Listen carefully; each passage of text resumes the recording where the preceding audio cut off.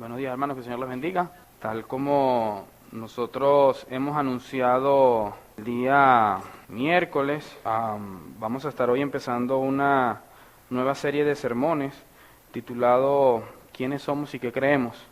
Así que vamos a estar tocando varios tópicos a lo largo de las siguientes semanas y vamos a estar aprendiendo un poco de la palabra de Dios, lo que nos enseña acerca de lo que nosotros somos como cristianos, como iglesia, como cuerpo de Cristo. Y yo quisiera que mantuvieran en sus mentes, incluso empezando desde hoy, que al nosotros traer temas como estos, lo estoy haciendo con la convicción de quienes están aquí entre nosotros, ¿verdad? Si yo quisiera hablarle a los católicos fuera de la iglesia católica o a los amigos católicos, hablarles a ellos, ¿verdad? De estas cosas, si habláramos aquí de lo que nosotros creemos y entendemos, son las doctrinas del cristianismo, en comparación con la que la iglesia católica cree. Pero nosotros los pastores debemos preocuparnos por nuestro auditorio y por nuestra iglesia, no por los que están fuera del redil, amén. Así que en ese sentido quiero que mantengan eso en vuestras mentes en esta mañana. Vamos a orar antes de empezar, y yo sé que hemos orado por este tiempo, pero vamos a seguir encomendándonos a Dios y que Él nos pueda dirigir en este tiempo. Oremos. Padre bueno, Señor, te damos infinitamente gracias, mi Dios, por tu bondad, tu misericordia. Gracias porque nos traes hasta aquí, nos ayudas, nos redarguyes, nos exhortas, Señor, en cada momento de nuestras vidas, al exponernos a tu palabra, al adorarte, en el culto público que rendimos ante ti cada domingo como iglesia, mi Dios. Pero en este tiempo queremos que dirijas nuestros pasos, que dirijas nuestras mentes, que dirijas mis palabras, que no permitas que mi proceso de pensamiento, de argumentación, mis emociones puedan afectar de alguna manera la transmisión de tu verdad, mi Dios.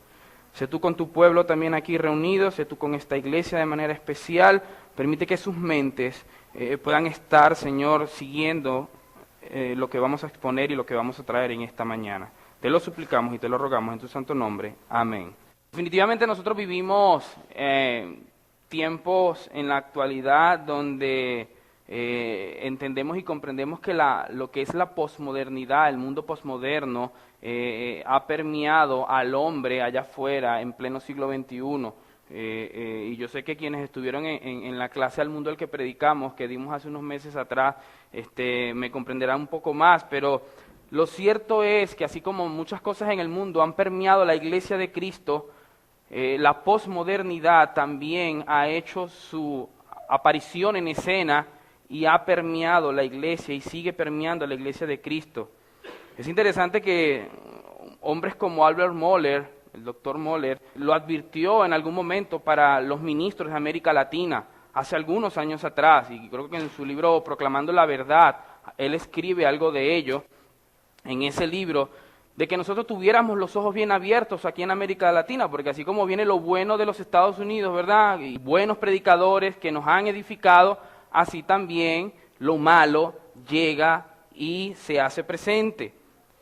Bueno, hoy nosotros sabemos que la posmodernidad ha permeado no solamente lo que ha sido Europa y los Estados Unidos de Norteamérica, sino también nuestra región en América Latina. Yo creo que en ese mismo orden de ideas, el doctor John MacArthur, en su libro Verdad en Guerra, que le recomiendo que lo compre o lo descargue por Kindle o lo compre en digital o en físico y lo lea, va a ser un buen complemento para esto que vamos a estar viendo hoy el próximo domingo, Verdad en Guerra. Él dice lo siguiente en su libro. Él dice, el deber de la iglesia, y escuche bien esta cita, el deber de la iglesia siempre ha sido confrontar el escepticismo y responderle con la clara proclamación de la verdad de Dios que ha revelado en su palabra. Eso es a lo que estamos llamados, mandados y comisionados a hacer. Sigue diciendo él, la fidelidad a Cristo lo demanda y el honor de Dios lo requiere.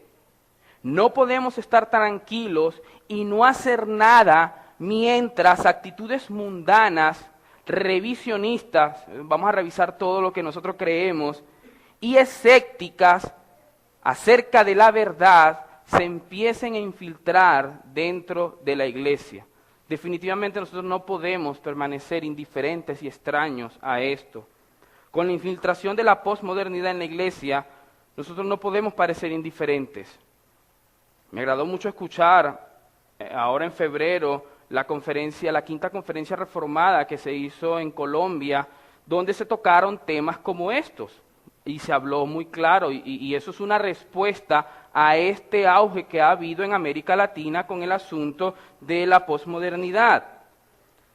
Sin embargo, alguien pudiera preguntar en esta mañana, ¿verdad? Pero pastor, ¿por qué nosotros como iglesia, verdad, vamos a estudiar o vamos a ver una serie de sermones acerca de lo que somos y lo que creemos? ¿Acaso eso no está como tácito, claro en la Biblia? ¿Hay la necesidad de nosotros traer un sermón o sermones como estos? ¿Realmente es necesario? Bueno, yo creo que sí. Creo que es necesario, y eso por varias razones. En primer lugar, porque es nuestro deber como pastores, definitivamente, y mi deber como pastor, enseñar a la iglesia todo el consejo de Dios, absolutamente todo el consejo de Dios. Y la Biblia habla ampliamente acerca de estos asuntos, como nosotros veremos en un momento. Dios incluyó temas como este, el que trataremos hoy, en su palabra, y por lo tanto es su voluntad que su iglesia sea instruida en todo el consejo de Dios. Ahora, en segundo lugar, ¿por qué es importante que nosotros como iglesia estudiemos esto? Y es porque el pueblo de Dios definitivamente debe ser bien instruido en la verdad y la unidad doctrinal que lo rige a lo largo de cada generación. Eso es un deber que nosotros tenemos como pueblo de Dios. Mire cómo lo registra el salmista en el Salmo 78, en el libro de los Salmos, el capítulo 78, mire cómo lo dice, el versículo 5, Salmo 78, 5. Dice, Él estableció el testimonio en Jacob y puso ley en Israel, la cual mandó a nuestros padres que la notificasen ¿a quiénes? A sus hijos. ¿Para qué? Para que lo sepa la generación que venidera, y los hijos que nacerán, y los que se levantarán lo cuenten a sus hijos, a fin de que ¿qué? De que pongan su confianza en Dios y no se olviden de las obras que Dios ha hecho. Dios le manda, mis hermanos, a cada nueva generación, como decía el pastor Sugel, porque estas no son palabras mías, enseñar. Dios le manda a cada nueva generación a no enseñar una nueva revelación, no. Dios le manda a cada nueva generación enseñar la vieja revelación. Ya no hay nada nuevo debajo del sol. Dios dejó escrito su palabra, cómo Él quería que su iglesia se condujera, cómo Él quería que nosotros como cristianos anduviésemos en este mundo. Ya no hay nada nuevo. Dios lo ha dejado todo. Y lo que nos ha mandado a hacer es a estudiar lo que Él dice en su palabra y aprenderlo y a vivirlo. Eso es lo que nosotros entendemos, es el deber que vemos en el Salmo 78 que acabamos de leer. Pero hay algo adicional que definitivamente nosotros encontramos como razón para estudiar un tema como este, en este tiempo que nos viene encima. Y es porque es pertinente que se hable de estos asuntos en el contexto de la iglesia, para que quienes asistan en medio nuestro sepan quiénes somos y qué creemos, y tengan una cosmovisión clara de lo que nosotros somos como iglesia. Ahora bien, como lo que nosotros haremos a partir de ahora será predicar acerca de estos temas, y no enseñar, sino traer predicación acerca de estos temas, nosotros vamos a comenzar en la mañana de hoy respondiendo la pregunta, ¿qué creemos nosotros acerca de la predicación de la palabra de Dios? ¿Qué creemos nosotros acerca de la predicación de la palabra de Dios? Mis amados hermanos, una medicina puede ser muy buena y muy efectiva, pero si no sabemos para qué sirve, si no sabemos cuán buena es, no le vamos a dar una utilidad eficaz y correcta para nuestro cuerpo. No vamos a hacer un uso apropiado de ella. Lo mismo ocurre con estos asuntos. Por eso hoy debemos empezar a responder la pregunta, ¿qué es la predicación? ¿Qué creemos acerca de ella? Como veremos en un momento, Dios ha decretado hacer un uso claro de la predicación en las Escrituras para hacerle bien al alma del ser humano. Dios ha utilizado ese método por excelencia a lo largo de toda la humanidad hasta nuestros días para hacerle bien al mundo.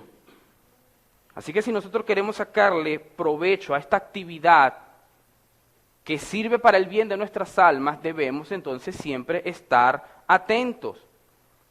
Como nosotros notaremos en estos sermones, en el de hoy y del próximo domingo, la predicación de la palabra de Dios juega definitivamente un papel central en los planes redentores de Dios. Si la predicación en nuestros cultos se va a pique, junto con ella nos vamos todos a pique. Y a menos que como iglesia tengamos, mis hermanos, una perspectiva correcta, puede suceder que en medio de la iglesia se levanten voces que ejerzan cierto tipo de presión para sustituir la predicación de la palabra de Dios por otras cosas más entretenidas, más atractivas. Muchas veces esto ocurre. Hermanos en las iglesias son quienes ponen primero una presión sobre los líderes. Pastor, pero ¿por qué tenemos que predicar? ¿Pero por qué tiene que ser de esa manera? ¿Por qué le vamos a dar un lugar tan preeminente a la predicación de la palabra de Dios en medio de nuestros cultos? ¿Por qué no mejor sustituirlo por otra cosa? Ahora, es legítimo uno preguntarse aquí a estas alturas, ¿sigue ocupando el púlpito ese lugar de preeminencia en la iglesia de Cristo, en nuestras iglesias? Y no me refiero a la ubicación física, ¿verdad? Que si está aquí, lo ponemos allá y lo ponemos en una esquina. No es a eso que nos estamos refiriendo. Al lugar geográfico de la plataforma de un edificio donde puede estar un púlpito, no. La pregunta es si la predicación de la palabra de Dios que se lleva a cabo en los púlpitos de las iglesias sigue ocupando el lugar relevante que durante cientos y cientos de años ha ocupado en las iglesias de Cristo a lo largo de la historia. Es esa la pregunta. Y tristemente la respuesta es que no. Muchas iglesias han abandonado su deber.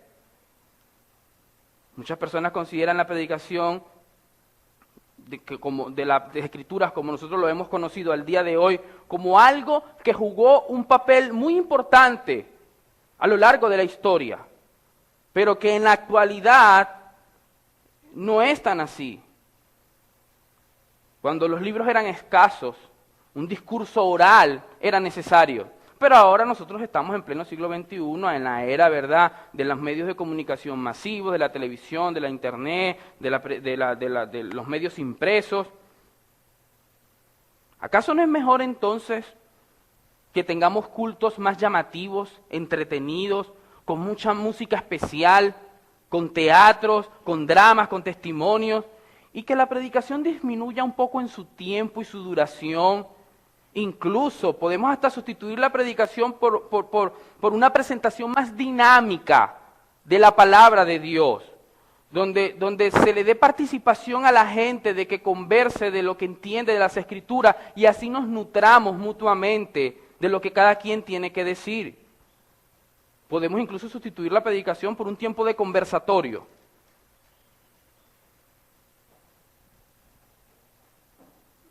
Y nosotros nos preguntamos, y alguien puede decir, ¿verdad? ¿Por qué no, verdad? Sustituir la predicación como nosotros la conocemos al día de hoy, tradicionalmente, por grupos de discusión, por ejemplo. ¿Por qué en vez de predicarle a la gente unilateralmente como lo estamos haciendo y como lo ha hecho la Iglesia de Cristo, por qué no mejor dialogamos con ellos y nos sentamos a hacer grupos de discusión? Bueno, yo creo que eso lo podemos hacer, ¿verdad? Un domingo en la tarde, un día entre semana y nutrirnos. Pero sustituir eso por el mensaje expositivo de la palabra de Dios, por la predicación de la palabra de Dios en el culto público de adoración, eso no es algo que sea negociable.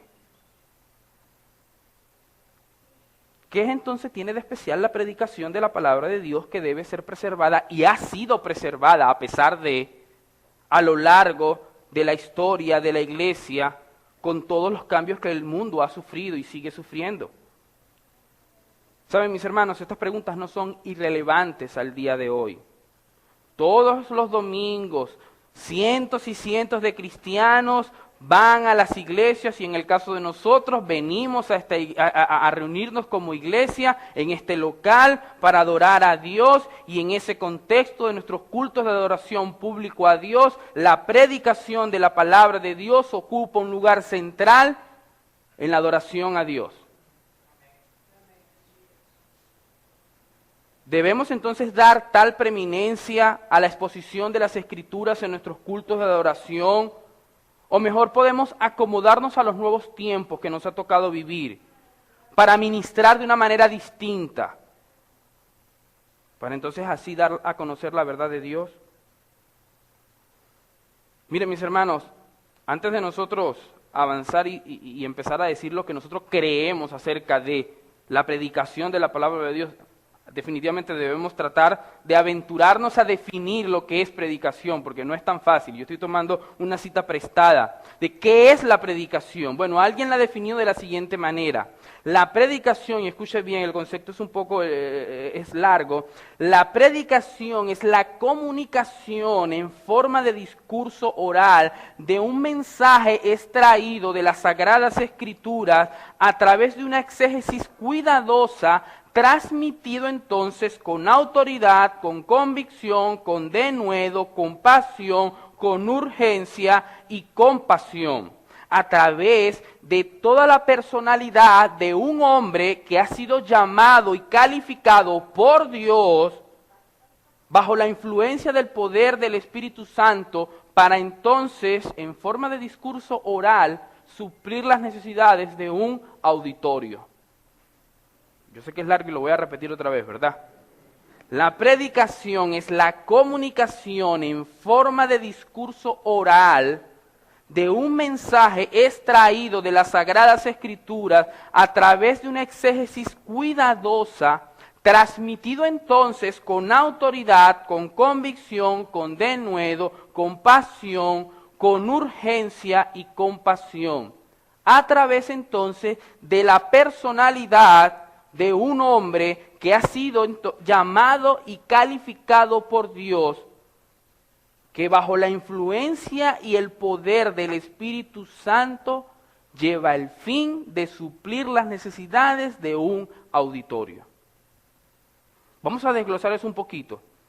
Y respondiendo esto, a través de esta definición, nosotros vamos a dar a conocer y a plasmar lo que nosotros creemos acerca de la predicación, porque la predicación es eso, es la comunicación de un mensaje extraído de las Sagradas Escrituras a través de una exégesis cuidadosa.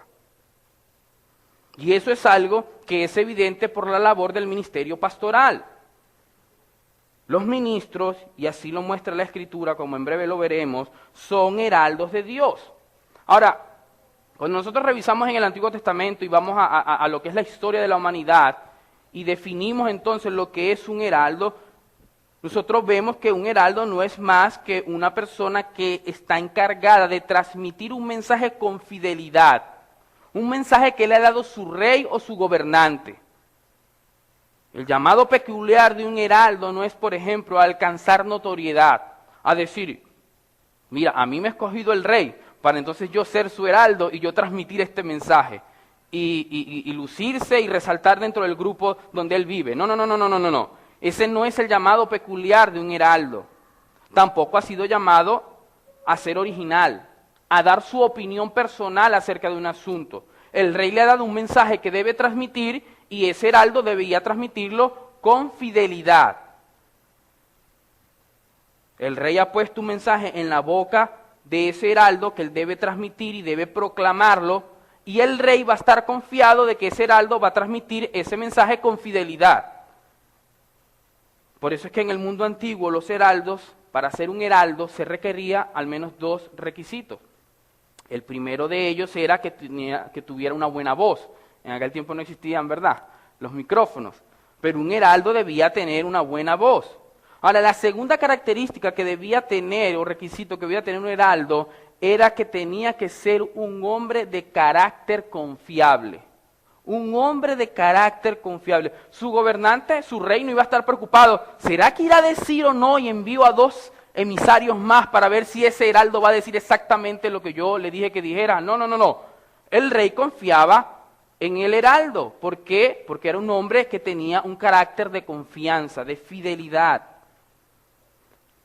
Mire cómo Pablo en Primera de Corintios, él se define a sí mismo. Primera de Corintios 9, Primera de Corintios capítulo 9, vamos a estar revisando algunos textos. Primera de Corintios capítulo 9, mira el versículo 27, Pablo defendiendo aquí su apostolado, y miren cómo él termina esta sección, él diciendo, así que yo de esta manera corro, no como a la aventura, de esta manera peleo, no como quien golpea el aire, sino que golpeo mi cuerpo y lo pongo en servidumbre. No sea que habiendo sido, ¿qué? Heraldo para otros, yo mismo venga a ser eliminado. Esa palabra heraldo es la palabra keruso en griego, que se traduce en algunas partes también del Nuevo Testamento, como lo veremos ahorita, como predicador, como predicar, como proclamar. La encontramos en el Antiguo Testamento como pregonero. Por eso es que usted verá en algunas versiones de la Biblia de las Américas, refiriéndose a Daniel como un predicador de la palabra de Dios, o lo verá en la versión Reina Valera del 60 como un pregonero de la palabra de Dios. Pero lo cierto es que Pablo se identificaba a sí mismo en su labor, en la naturaleza de su labor como apóstol, como un predicador, como un heraldo. Miren 2 de Timoteo, como él, refiriéndose aquí, vamos a 2 de Timoteo, capítulo, aquí Timoteo 2, mira el capítulo 1, versículo 11. Pablo definiéndose a sí mismo. Aquí vemos la misma palabra, pero traducida en español como predicador, la misma palabra en griego. Y él dice, de lo cual yo fui constituido, ¿qué? Predicador. Y pudiéramos traducirlo, algunas versiones lo tiene, heraldo. De lo cual yo fui constituido predicador, apóstol y maestro de los gentiles. Hemos dicho que un heraldo entonces debía ser una persona confiable, tenía que tener fidelidad, y que Pablo se está definiendo aquí mismo como eso, como un heraldo. Ahora, mire lo que Pablo dice en Primera de Corintios, capítulo 4, unas páginas atrás entonces, Primera de Corintios, capítulo 4, cómo él describe y da aquí entonces dos características que deben tener los ministros. Y dice, 4.1, Primera de Corintios, así pues, téngannos los hombres por servidores ¿de qué? De Cristo y administradores ¿de qué? De los misterios de Dios. Y él dice, ahora bien, dice, se requiere de los administradores que cada uno sea hallado ¿qué? Fiel. Se requiere de cada administrador que administra los misterios de Dios, que son servidores de Cristo, como Pablo lo describe en el versículo 1, sean hallados ¿qué? Fieles. Hombres fieles. Ahora, ¿por qué hombres fieles?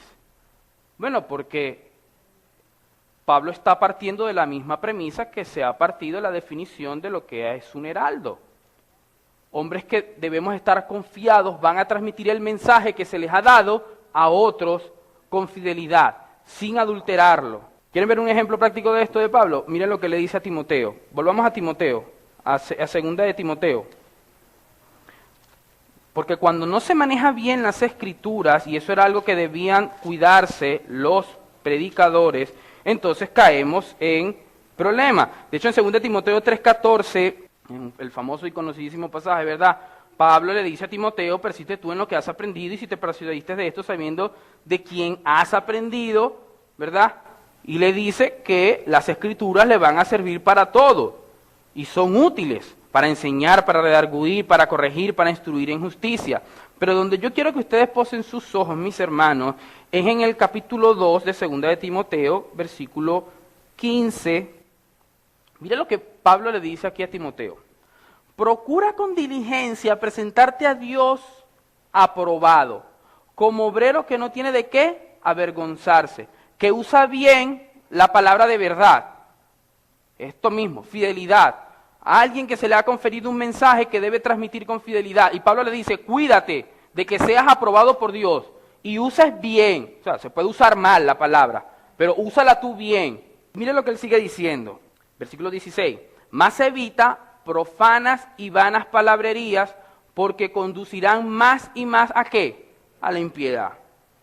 Y su palabra carcomerá con gangrena, de los cuales son Himeneo y Fileto.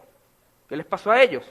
Que se desviaron ¿de qué? De la verdad, diciendo, es interesante esto, que la resurrección ya se efectuó. ¿Y qué pasó? Y trastornaron la fe de algunos. Esto es lo que pasa cuando los ministros, los pastores, no son fieles a la palabra que Dios les ha encomendado.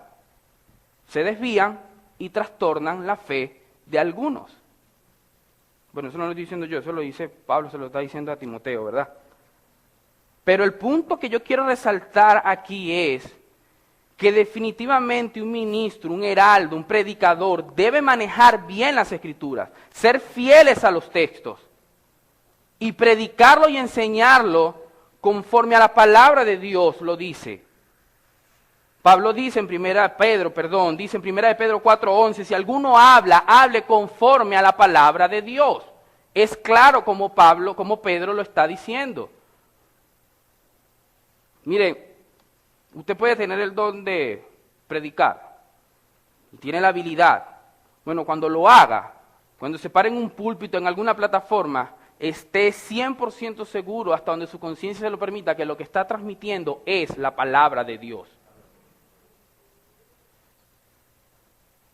Es por eso que la predicación ha sido definida por alguien, la predicación, como la proclamación, la explicación y la aplicación de las Sagradas Escrituras. La proclamación, la explicación y la aplicación de las Escrituras. Se puede citar la Escritura. Aquí yo puedo pararme aquí y citarla y no proclamarla, leerla. Eso lo podemos hacer. Muchos usan la Biblia como un trampolín para citar textos e inmediatamente entonces dar sus opiniones personales, decir lo que ellos creen y entienden, apoyan sus opiniones con algunos textos que por lo general están fuera de contexto y entonces hacen lo que les da la gana. Y así todos nos nutrimos. La pregunta es, ¿ese ha sido el método por excelencia que Dios ha usado desde la antigüedad, como lo veremos ahora, hasta nuestros días para edificar la iglesia de Cristo? No. Cristo se dice de él en Juan capítulo 3, versículo 34, porque el que Dios envió, las palabras de Dios habla. ¿Sí ven lo mismo? Dios lo envió a Cristo. Y Cristo ha dicho, yo no hablo mis palabras, yo no digo lo que me da la gana, yo pudiera decirlo. Ahorita vemos los textos. Pero lo que yo hablo es lo que el Padre me dijo que yo hiciera. Esa es la función de un heraldo, de un predicador. Dice Juan, porque dice el Señor de sí mismo en Juan capítulo 7, versículo 16, para los que están tomando nota, mi doctrina, hasta el versículo 18, mi doctrina no es mía, sino de aquel que me envió. El que quiera hacer la voluntad de Dios conocerá si la doctrina es de Dios, o si yo hablo por mi cuenta, dice Cristo. El que habla por su propia cuenta, su propia gloria busca. Mire, aquel que se alimenta y que se limita solamente a expresar sus opiniones, está buscando su propia gloria. Pero el que busca la gloria de Dios se preocupará por transmitir la verdad de Dios, de proclamar la verdad de Dios, de proclamar las opiniones de Dios. Es interesante como mismo Cristo dice, ¿verdad? Mire, en Juan 8:26, él dice, muchas cosas tengo que decir y juzgar de vosotros, pero el que me envió es verdadero, y yo, lo que he oído de él, esto hablo al mundo. Muchas cosas tengo que decir y juzgar, pero el que me envió es verdadero. Y hay cosas que yo debo decir porque las he escuchado de mi Padre. Y en Juan capítulo 12, versículo 49 dice, porque yo no he hablado por mi propia cuenta, dice Cristo. El Padre que me envió, Él me dio el mandamiento de lo que he de decir, dice el texto, y de lo que he de hablar. Y sé que su mandamiento es vida eterna. Así pues, lo que yo hablo, lo hablo como el Padre me lo ha dicho. ¿Saben una cosa, mis queridos hermanos? Si nuestro Señor Jesucristo se cuidó, si Él se cuidó de transmitir, de decir lo que Él había oído del Padre, ¿cuántos más los pastores que gobiernan las iglesias de Cristo a lo largo y ancho de la humanidad deben hacer? Mire, si hay algo que de nuestra generación actual, la iglesia de nuestra generación necesita con urgencia, es predicadores que se dediquen en cuerpo y alma a interpretar, explicar y aplicar las Escrituras para el beneficio de las almas. Mire, la debilidad que nosotros vemos en la iglesia de Cristo y que vemos en la actualidad se debe en gran medida a la debilidad de sus púlpitos. ¿Saben por qué hay iglesias débiles y cristianos débiles allá afuera? Porque hay debilidad en los púlpitos de las iglesias en la actualidad. Lo han quitado el lugar de preeminencia. Ahora imagínense lo que sucedería entonces sustituir el tiempo de la predicación expositiva de la palabra de Dios por tiempos de discusión. Eso sería una locura. Dice un siervo de Dios lo siguiente al respecto, comentando de esto, de esa decadencia que hay en nuestra generación. Él dice lo siguiente, y sígame conmigo en esta cita porque es un poco extensa. Dice: no es secreto que la iglesia de Cristo carece por completo de una buena salud en muchos lugares del mundo, dice él.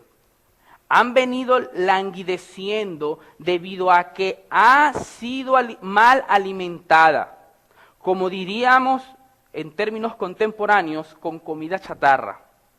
Le han servido toda clase de sustitutos no naturales, de preservativos artificiales que no alimentan con la verdad. Como resultado, la desnutrición teológica y bíblica ha afligido a la misma generación. Pero por el otro lado, una hambruna espiritual global se ha desatado como resultado de la ausencia genuina de la exposición de la palabra de Dios. Y continúa el avance entonces indiscriminado y casi indomable en gran parte de los dominios de la iglesia. ¿Qué hemos dicho nosotros hasta ahora? Que la predicación es la comunicación fiel de un mensaje. Del mensaje que vemos en las Escrituras de Dios. Miren, mis hermanos, predicar un sermón no es lo mismo que comentar un pasaje de las Escrituras. No es lo mismo. Algunos piensan que predican expositivamente porque, ¿verdad? Vámonos a Lucas capítulo 6 y empezamos a leer Lucas capítulo 6, decimos lo que significa, explicamos los versículos palabra a palabra y después resaltamos los verbos más significativos que están en el texto y entonces los comentamos y ya prediqué y ya enseñé expositivamente. No, eso no es predicar un sermón. Un sermón es un mensaje que extraemos de las Escrituras a través de un arduo trabajo exegético que transmitimos a través de la predicación. Ese mensaje tiene sus partes, sus divisiones, tiene sus formas, pero sobre todo posee unidad. Sus divisiones, sus ideas son como avenidas que van hacia un mismo punto. El mensaje que se está tratando de comunicar a la congregación. Como alguien ha dicho muy atinadamente, el sermón no debe ser como una estrella que envía sus rayos por todas direcciones y se pierden en la oscuridad del firmamento. No, el sermón debe ser como un lente que agrupa todos los rayos en un punto. O como lo dice otro autor, el sermón debe ser una bala y no una munición. La munición se abre en muchos fragmentos, mientras que el sermón va dirigido a un objetivo en particular. Hay un asunto que domina un sermón, y es el hecho de querer comunicar un mensaje. Todos sus puntos, todos sus tópicos, todas las ideas, todas las ilustraciones, todos los ejemplos que se traen van a un punto. Transmitir un mensaje a los hijos de Dios, a los oyentes. Hemos visto que la predicación entonces es la comunicación de un mensaje que ha sido extraído de las Sagradas Escrituras a través de una exégesis cuidadosa. Pero ahora debemos dar un paso más adelante y decir, en segundo lugar, que ese mensaje debe ser transmitido en discurso oral. La verdad bíblica debe ser el contenido de una predicación, la verdad bíblica. Pero si esa predicación no es presentada en forma de discurso oral, entonces no es predicación. Es un comentario, es un conversatorio, es cualquier otra cosa. Pero no una predicación. Ese ha sido el método por excelencia que Dios ha usado a través de la humanidad a lo largo de los siglos para comunicar su verdad revelada a los hombres. Ahora, antes de continuar, es necesario que nosotros hagamos una aclaración a este punto. El hecho de que Dios haya inspirado, ¿verdad?, a los autores a plasmar las Escrituras y lo que han escuchado, plasmarlo por escrito, es una bendición que va más allá de lo que nosotros pudiéramos expresar. Y nada de lo que digamos a partir de ahora en adelante va a tratar de minimizar o poner por debajo la revelación escrita que tenemos de la palabra de Dios. Esa revelación ha sido plasmada y completada en las páginas de lo que hoy nosotros conocemos como las Sagradas Escrituras. ¿Por qué? Bueno, porque pudiera haber sido distorsionada. De hecho, lo es. Ahora, imagínense que a nosotros haya llegado el mensaje de Dios de boca en boca, de hace más de 6,000 y pico de años, desde Adán hasta acá, y algo de boca en boca, idioma tras idioma. Yo no sé, lo que tuviéramos hoy, ¿verdad? No tuviéramos seguridad y cada quien aprovecharía para decir lo que quisiera. Ahora, nosotros tenemos una palabra profética segura, por la gracia de Dios, y aún así nosotros luchamos con falsas interpretaciones erróneas que nos desvían. Así que nosotros no vamos a minimizar con lo que vamos a hablar de ese discurso, de la forma en que Dios ha decidido hablar a la humanidad de forma oral, porque tengamos la palabra escrita de Dios. No debemos cansarnos en ese sentido de darle gracias a Dios por su palabra, ¿verdad? Pero Dios ha usado por excelencia la comunicación oral para comunicar a su pueblo instrucción. Miren Génesis capítulo 3, Dios habló con nuestros padres. Génesis capítulo 3, versículo 8, y oyeron que la voz de Jehová Dios que se paseaba en el huerto. Dios habló con nuestros padres, Dios habló con Noé, mírelo allí en el versículo 1 del capítulo 7. Y dijo luego Jehová a Noé, entra tú y toda tu casa en el arca, porque a ti he visto justo delante de mí. Dios habló con Abraham, unas páginas también más adelante, cuando lo llama, pero Jehová había dicho a Abraham, ¿qué le dijo Dios a Abraham? Vete de tu tierra y de tu parentela, y de la casa de tu padre. Dios habló con Jacob. ¿Dios habló con quién? Con Moisés. Era la forma en la cual Dios se comunicaba, revelando la voluntad de su pueblo. Así que desde los tiempos patriarcales nosotros podemos y nos topamos en la historia de la humanidad, en la historia bíblica, con el hecho de que Dios ha transmitido su verdad a través de su palabra, de su voz. De hecho, es interesante que en Judas, capítulo 14, versículo 15, nosotros tengamos noticias, por lo menos hasta ese momento, del primer predicador que nosotros podamos ver. Dice Judas, capítulo 14, dice, de estos también profetizó Enoc, séptimo desde Adán, diciendo, he aquí vino el Señor con sus santas decenas de millares para hacer juicio contra todos y dejar convictos a todos los impíos de todas las obras impías que han hecho impíamente y de todas las cosas duras que los pecadores impíos han hablado contra él. Enoc advirtió a una generación del juicio de Dios que vendría sobre ellos. Pero lo que yo deseo resaltar aquí en esta mañana es cuán antigua es la instrucción oral como vehículo de transmisión de la verdad de Dios. Ahora imagínense a Enoc diciendo, vamos a sentarnos y a discutir en un grupo, ¿verdad? Esto que Dios me ha dicho. No, Enoc transmitió lo que Dios le había dicho, unilateralmente. Y el pueblo escuchó. Y en este caso, incrédulos que estaban blasfemando el nombre de Dios, o aborrecían más a Dios o se arrepentían. No había más opciones.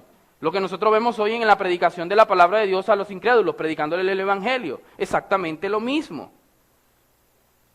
Por eso la predicación a viva voz sigue siendo el medio por excelencia de parte de Dios para salvar pecadores y edificar y fortalecer su iglesia. De hecho, existe una relación muy cercana entre la solidez de un púlpito y el buen hábito de lectura de una congregación. Alguien decía lo siguiente: no es mucho decir que aquellos que vienen a ser lectores aprovechados de libros religiosos llegan a hacerlo porque han sido previamente enseñados por el púlpito. Existe muy poca literatura religiosa donde la mente no ha sido despertada y preparada, y para ello se ha logrado por la instrucción del santuario. Saben, la comunicación oral de la verdad de Dios es el medio por excelencia que Él ha usado para salvar pecadores, para edificar a su iglesia. Dice Pablo en 1 Corintios capítulo 1, versículo 21, un pasaje también muy usado: agradó a Dios salvar a los pecadores, a los creyentes, por la locura de la predicación. Esa palabra predicación en el texto es la palabra querugma, de donde viene nuestra palabra queruso, heraldo, y se puede traducir como proclamación, como predicación, como heraldo. Eso es lo que enfatiza la Escritura una y otra vez. De ahí la importancia de nosotros escuchar y poner atención cuando la palabra de Dios es predicada, porque la fe viene por el oír, la fe no viene primariamente por el leer. Y en nuestra experiencia como cristianos nosotros damos testimonio como miles y miles y cientos de personas han conocido de Cristo a través de la predicación de la palabra de Dios. Pocos son los que dicen: yo encontré salvación leyendo las Escrituras, leyendo un buen libro. Decía el puritano Thomas Watson lo siguiente: fue por los oídos, porque nuestros primeros padres escucharon la serpiente, que perdimos el paraíso. Pero es también por los oídos, por escuchar la palabra predicada, que entonces nosotros alcanzamos el cielo. La Biblia enfatiza la necesidad de oír, porque presupone que sus siervos, los pastores que gobiernan las iglesias, van a cumplir el mandato de predicar las Escrituras. Y nosotros no podemos pasear por textos. Si quiere me acompaña, pero yo voy rápido porque solamente los voy a citar. Mateo 7, 24 y 27 dice: cualquiera pues que oye estas palabras y las hace, lo compararé con un hombre prudente. Cristo terminando el sermón del monte. Y el que las hace, porque las habrá escuchado, le compararé con un hombre prudente que edificó su casa sobre la roca. Marcos 11, 15, el que tiene oídos para oír, oiga. La parábola del sembrador. ¿Cuál es el énfasis de la palabra? En oír y comprender lo que nos han dicho, y entonces obrar conforme a eso. Mateo 15, 10, y llamando así a la multitud, les dijo: oíd y entended.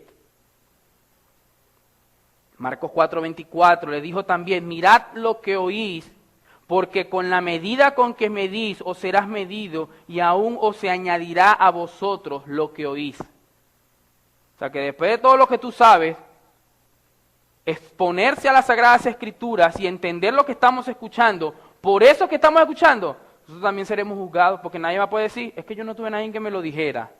No. Lucas 8, 18, mirad pues cómo oís. Bienaventurados los que oyen la palabra de Dios y la guardan. Lucas 11, 28. Juan 5, 24. De cierto os digo que el que oye mi palabra y cree el que me envió, ese tiene vida eterna y no vendrá a condenación.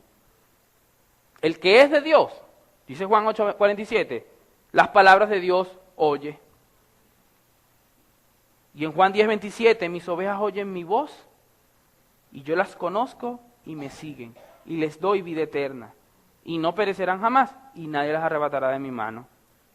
¿Cuál es el énfasis obvio en todos estos pasajes? Por citar los evangelios, porque podemos citar también el resto y el antiguo. Pero ¿cuál es el énfasis? Oír. Esa necesidad de oír. Porque para ser salvo, un incrédulo debe oír las Escrituras expuestas. Para la iglesia ser edificada y madurada, debe oír las Escrituras y ponerlas en práctica. Ahora, ¿cómo oímos la voz de Cristo en nuestros tiempos? Cuando nosotros escuchamos la predicación de su palabra. Es interesante cómo Cristo, mire, vaya así conmigo a este pasaje porque quiero que ponga sus ojos sobre él. En Lucas, capítulo 10. Mire él girando instrucciones y hablando acerca de la responsabilidad de sus discípulos y de cómo los escucharían. Él dando esa advertencia a estas ciudades impenitentes. Mire el versículo 16. El que a vosotros oye, ¿qué dice Cristo? A mí me oye. Y al que vosotros desecha, a mí me desecha. El que me desecha a mí, desecha al que me envió. Mientras nosotros escuchamos la palabra de Dios predicada y expuesta, aplicada a nuestros corazones, estamos escuchando la voz de Cristo. Ahora, miren este pasaje que es mucho más interesante y en Efesios. Vamos a Efesios, para que ustedes lo vean cómo Pablo lo dice allí. Por si acaso las mismas palabras de Cristo no la convencieron, ¿verdad? Pero miren las palabras de Pablo, escribiéndole a los hermanos en Éfeso, al capítulo 2.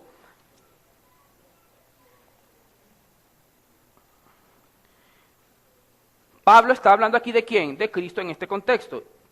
Y él dice, pero ahora en Cristo, en el versículo 13, dice, pero ahora en Cristo, vosotros que en otro tiempo estabais lejos, habéis sido, ¿qué? Hechos cercanos, ¿por qué? Por la sangre de Cristo, porque Él es nuestra paz. Pablo viene hablando de Cristo.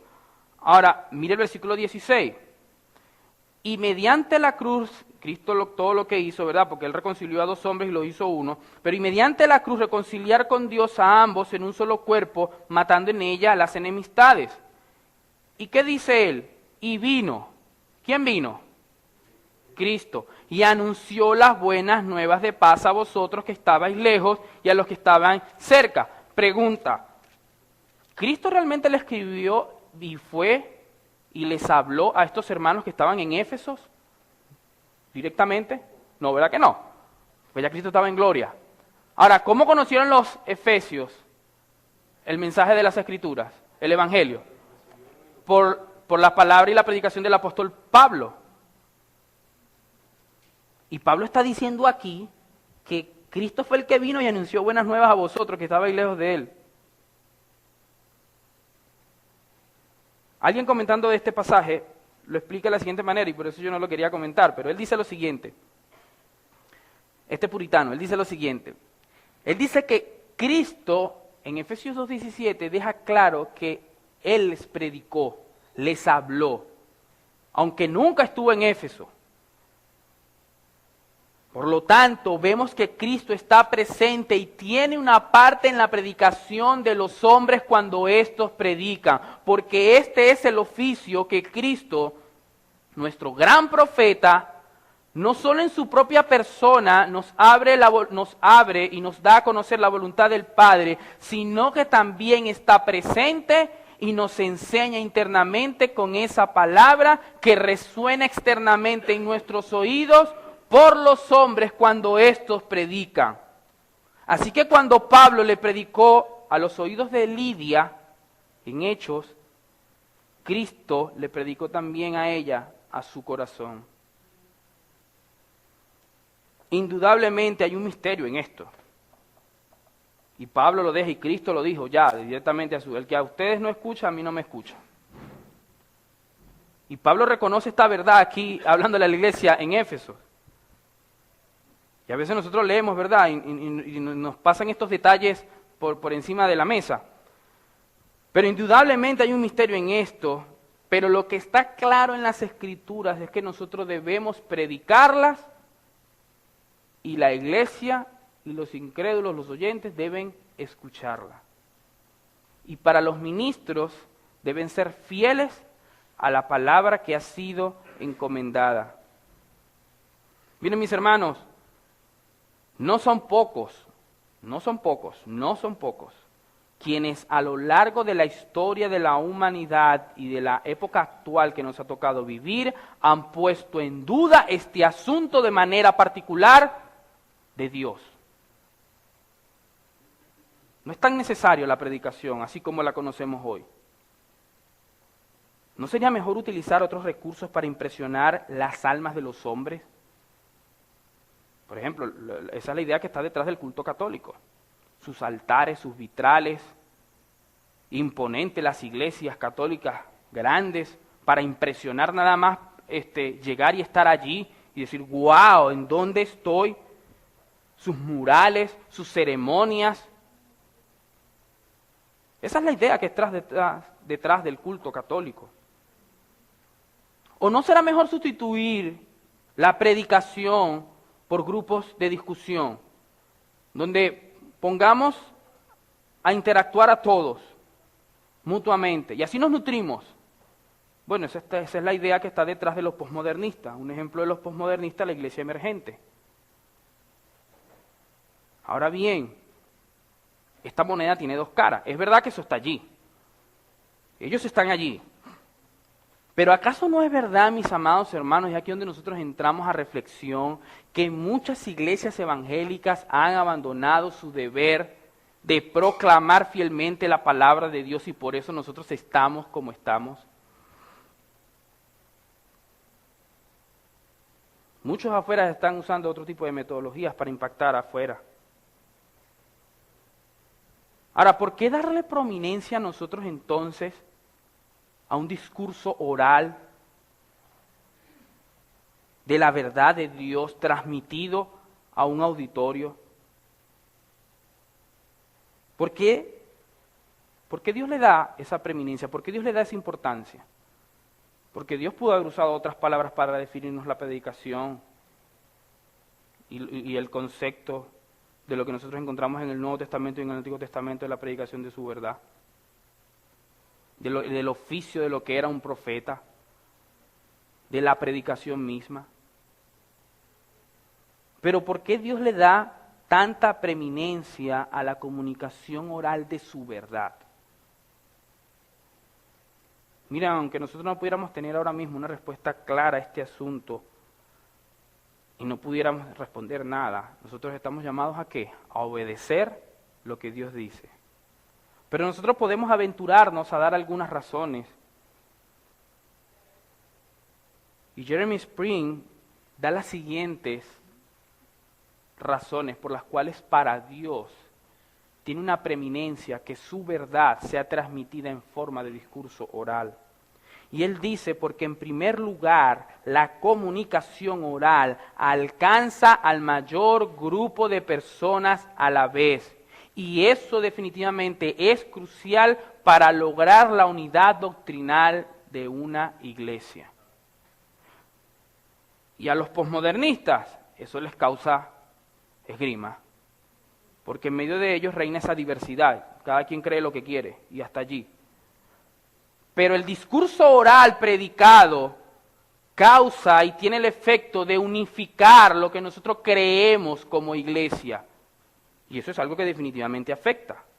Pero en segundo lugar, dice este autor, que la instrucción oral es más fácil de comprender por la mayoría. La instrucción oral es más fácil de comprender por la mayoría. Miren, no todos saben leer, no todos saben leer. Y no todos los que saben leer son buenos lectores. Eso es una realidad. Tú puedes saber leer, pero de repente no eres un buen lector. Dejas toda media, lees un poquito aquí, cada 2 meses, cada 3 meses. Eso es una realidad. Pero en la instrucción oral se establece una clase de comunicación que permite al ponente y al auditorio adaptarse a las circunstancias que estén en ese momento. Y uno puede adaptarse al nivel de un auditorio y de tener personas que uno entiende que de repente no pueden comprender tanto las escrituras y uno trata de transmitirlo de una manera tal, no diluirlo, ¿verdad? Para que ya no es lo que deja de ser, pero transmitirlo de tal manera que pueda entender y comprender lo que se está diciendo. Por eso es que la instrucción oral es más fácil de comprender por la mayoría. Pero en tercer lugar, la comunicación oral tiene el poder de afectar más profundamente a los oyentes. Miren, nosotros no debemos separar esta razón de la primera, por ejemplo. La verdad debe afectar primeramente el intelecto, pero luego esa verdad procesada en nuestro intelecto debe afectar nuestros afectos, nuestras emociones. Es Dios quien hace prosperar su palabra. Y saben, al hacerlo, Dios está tomando en cuenta nuestra naturaleza humana para nosotros reaccionar en conformidad a lo que estamos escuchando. Es muy difícil que la página impresa cause el mismo impacto a sus lectores que una comunicación oral de un hombre lleno del Espíritu Santo, con autoridad, con convicción, con pasión, con urgencia, con compasión, pueda transmitir a un auditorio. Eso en un libro nosotros no lo vamos a ver. Saben, mis queridos hermanos, hoy más que nunca la Iglesia de Cristo necesita la vitalidad que solo sus púlpitos pueden darle. Pero eso no va a ser posible si nosotros como iglesia no comprendemos estas verdades de la palabra de Dios y las ponemos en práctica y velamos porque incluso la siguiente generación a la nuestra mantenga la forma y la manera en la cual Dios se ha comunicado a través de su pueblo a lo largo de todas las generaciones anteriores. ¿Sabes? A veces nosotros no podemos entender por qué Dios usó este medio de la predicación para edificar a su iglesia, para salvar a los pecadores, pero ese es el medio que Dios usó. ¿Para qué predicamos? Un autor responde lo siguiente y con esto termino. Predicamos para convertir el alma, o convertir a las almas, dice él literalmente. Predicamos para corregir al ignorante. Predicamos para corregir al extraviado. Predicamos para sanar al herido. Predicamos para enseñar al sencillo. Predicamos para estimular al cansado. Predicamos para proteger a las ovejas débiles. Para eso predicamos. Al final de cuentas, como lo veremos el próximo domingo, predicamos para que pecadores sean salvados y la iglesia de Cristo sea edificada. Y saben, eso es lo que nosotros como iglesia creemos. Vamos a orar. Padre bueno, Señor, Dios de gloria, oh Padre, alabamos y glorificamos tu nombre al nosotros poder repasar en escasos 40, 50 minutos la forma y la manera en la cual tú has decidido comunicarte a tu pueblo. Oh Padre, gracias te damos porque tú nos puedes ayudar a comprender, a entender lo que tú enseñas en tu palabra acerca de este tema tan importante y trascendental en nuestra generación. Ayúdanos como iglesia, Padre, a poder ser fieles a ti, fieles a tu palabra, a que llevemos en alto tu honor, la reputación de nuestro Señor Jesucristo, en no desviarnos ni a izquierda ni a derecha, sino mantenernos en el camino de tu palabra. Sé tú con esta tu iglesia. Ayúdanos a madurar temas como estos que hemos empezado en la mañana de hoy. A que podamos enraizar en tu palabra, a que podamos pararnos frente y proclamar tu verdad. Ayúdanos, Señor, a ser fieles a ti, a que podamos seguir a tu Hijo Jesucristo, no a hombres, Señor. A que cada uno de nosotros vamos a ser fieles a tu palabra, entendiendo lo que en ella está. Cuida nuestra nación, cuida nuestra Venezuela, cuida nuestra región de América. Despierta a hombres a que sigan predicando tu palabra.